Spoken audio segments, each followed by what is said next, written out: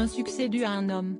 Dans le numéro de ce vendredi 7 juillet, Un jour, un destin, diffusé sur France 3, retrace le parcours de la troupe de théâtre du Splendide, dont la notoriété se doit notamment à Yves Rousserroir, l'oncle de Christian Clavier. Tout commence en 1977. Sur les conseils de sa sœur, la mère de l'acteur des Bronzés, le producteur se rend au 10, rue des Lombards, dans le 4e arrondissement de Paris 2 avant que le café-théâtre ne déménage à son adresse actuelle du 48 rue du Faubourg Saint-Martin, dans le 4e arrondissement de Paris, pour assister à une représentation d'Amour coquillage et crustacés, dans laquelle apparaît son neveu.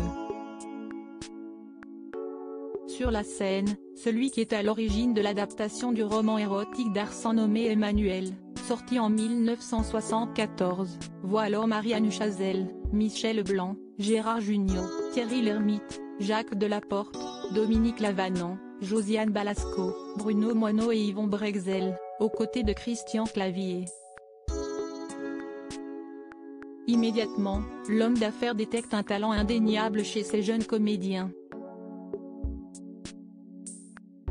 Les journalistes de France 3 expliquent qu'à peine la représentation terminée, alors que la troupe se démaquille dans sa loge, le Marseillais la rejoint pour lui suggérer quelque chose.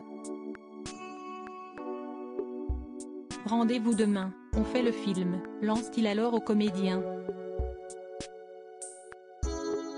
Face à cette demande inespérée, les 10 amis n'hésitent pas une seule seconde.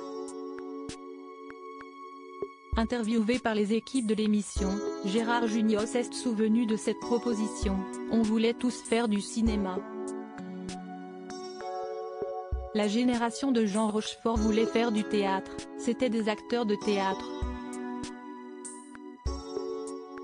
Nous, on voulait faire du cinéma.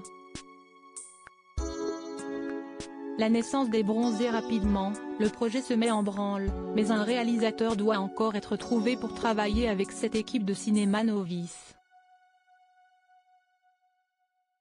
Si est Patrice Lecomte, déjà connu pour avoir réalisé la comédie Les WC étaient fermés de l'intérieur, avec Coluche et Jean Rochefort, sorti en 1975, qui prend les commandes de l'adaptation.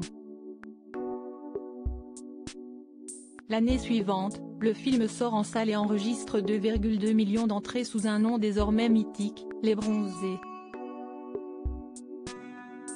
Article écrit en collaboration avec 6 médias.